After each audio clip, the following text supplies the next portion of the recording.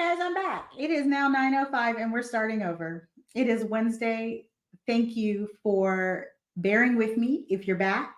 It is Wisdom Wednesday and I'm going to go back and try to delete my last live. I went live. I was not able to figure out what is going on. So, technical difficulties aside, we are going to persevere. And I always think on the nights that I have really bad issues that it's probably a word that needed to get out. So, this is a testimony service, and I know somebody needs to hear this tonight. So, we're back again. My name is Naomi, the How To Chick. If this is your first time catching one of my lives, I'm a child of God, a wife, a mom, a coach, a mentor, a speaker. I believe that you can do anything, but you cannot do everything, and you have to choose wisely. And I decided to come on tonight to give a personal testimony about how important it is to take charge of your circle and to be listening, right, to God. If you guys don't know, I'm unapologetically a God girl, absolutely unapologetically. And there are some places and some things that I'm being led and some things that I'm being taught. And I try to share those when I can. And tonight I can do that in the form of a short and sweet testimony because it's been a long week. I know if your week has been anything like mine, you're ready for bed and you might be watching this tomorrow, and that's okay. Comment, let me know if you're watching live or if you're watching from the future. But I want to share this testimony. And I I think all of us have been in seasons where we wonder whether there's something wrong with us. You know, we want to do more, we feel called to more. And we're surrounded by, people and places and circumstances that tell us that everything we're doing is enough, or even sometimes if we are very high achieving, we're doing too much. You're doing too much. Go sit down. Everything's fine. And I I've been in that space for a couple of months where I felt like I'm being called to do something else, something more.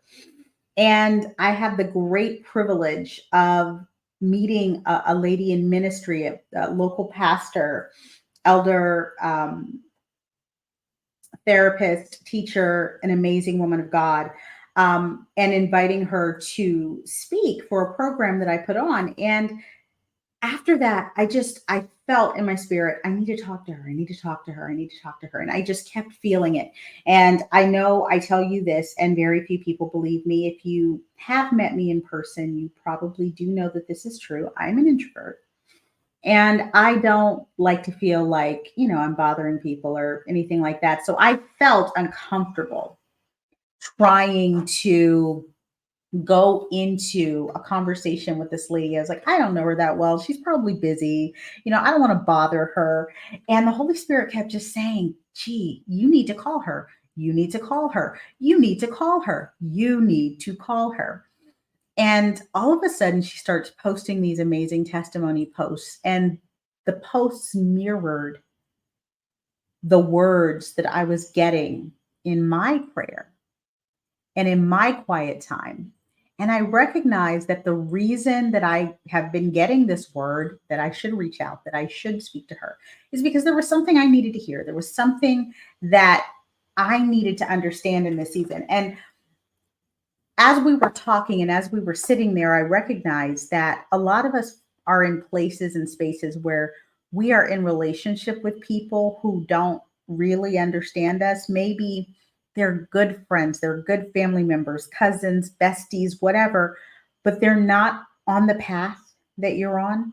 They're not going and doing the things that you're doing. They're not thinking the way that you're thinking. And sometimes we have a tendency to rise to the level of our surroundings. And I'm always reminded of that story of crabs in a bucket. And as a Black person in America, we've probably all heard this in a pretty derogatory way. But there is one thing that rings true. If you need to understand exactly how far you can go, you need to get out of certain situations and around certain people And you need to be in the right rooms, in the right spaces, in the right places with the right people. And God told me very clearly today that if and I'm not going to say that I wasn't obedient when I was supposed to be obedient. I'm just going to say that God told me to call her weeks ago, might even have been a month ago. And I waited and I waited and I waited. And the time that we spent today, I recognized would have had so much value for the last few weeks of what I'm going through. And I recognized that God was trying to give me exactly what I needed in that moment. And I was limiting Him to my level of comfort. And so the only thing I came on here tonight to tell you is that this is something that I always tell my kids. We are the sum of the 5 people outside of our immediate family with whom we spend the most time. That friend, that coworker, that work husband, that work wife, the friends in the group chat, if the group chat ever makes it to the vacation, those friends, we are the sum of the 5 people with whom we spend the most time. I tell my children this to remind them to choose wisely. We can't afford to be choosing friends out of convenience or choosing friends based on low self-esteem and who we feel like won't judge us or pressure us or embarrass or make us feel bad about ourselves. But it's also so important to recognize that a lot of times we choose friends based on where we are, where we're born, what our circumstances are, and that's okay. We have friends for a reason. We have friends for a season, and we have some friends that are meant to be a lifetime. And those lifetime friends can still be in your circle, but sometimes you may find seasons where they shift and then they grow. If you are not recognizing that people are growing, that people are developing, that people are moving in the direction that you're moving. And I'm most specifically talking about spiritually. A lot of people use this as an excuse to say, "Oh, they don't have money, they can't afford to travel, they're not my friends." I'm really talking about the quality of a person's character. I'm really talking about the ability that a person has to see you, the full you, to support you, the full you, as you are, and show up for you. So today, when I was sitting in fellowship, because that's all it was. Like sometimes we think we got to go to church to have a testimony service. You can have a testimony service during the week. I do it a lot. I have a couple of prayer partners, and some days we have lists of things and people that we've been praying for. And some days we get on the phone and all we can do is say, "Look what God did." And I think it is important for us who want to do more, who want to go further with God, or in our careers or in our marriages, to make sure that the people that we are surrounding ourselves with see the vision. And I've said this a dozen times, but I'm going to say it again. How can you want to have a successful marriage when you're surrounded by bitter single people? You have to be clear about what your goal is. This is not about being mean. This is not having a strong cutoff game. This is not, being, it's not, it's not judging people based on where they are. It's a recognition that a rising tide can lift all boats, but you have to recognize whether you're the tide or you are sea life in the water. Because if you are a person surrounded by other people who do not have your best interests at heart, like a crab in a barrel, people will pull you down to their level and they will keep you miserable and bitter and unhappy. And somebody posted, I think this was a real question, but guys, my mind is bad. It could have been like one of those hypothetical questions, but somebody posted that a lady had said, she was about to celebrate a milestone birthday. She had a city that she'd always wanted to go to. And she had been dating a guy for a few months, and he knew that she'd always wanted to go to this place. So, and they hadn't been dating very long, maybe like 2 months. And he said, I bought us flights, and if you want to split the accommodations and the cost of the trip with me, we can go to this place and enjoy the vacation. And she tells her friends, and instead of being excited for her, they're like, "Ugh, he's cheap, he's trifling. Why didn't he pay for the whole trip? Why?" I would never go with a guy who expected me to pay on my vacation. Mind you, again, they've only been dating, not even, not months. Like they're not even, just whatever you want to say about the reasonableness of going on vacation of somebody with somebody you've known for 3 or 4 months. I do also want to point out that a lot of us live in those spaces, in those situations. We make a decision to do something, and if we can't do it perfectly, or if things are not fully planned out, oh, you gonna quit your job and do what? Oh, ooh, couldn't be me. You better than I am. And we find ourselves shrinking to be in that situation. And long story short, that lady ended up telling the guy she didn't want to go. He canceled the trip. I'm not sure. It's not clear whether he got a refund or not, but they are no longer talking. And she had been quite happy with him. She thought things were going well and that things were going somewhere. We have to be careful who we're taking our advice from. We have to be careful who we're telling our dreams and our goals to, because there are a lot of people who just will not understand. And I'm not going to call them haters. A lot of people call them haters. There's move in silence. There is. But the Bible also says there's wisdom in a multitude of counselors.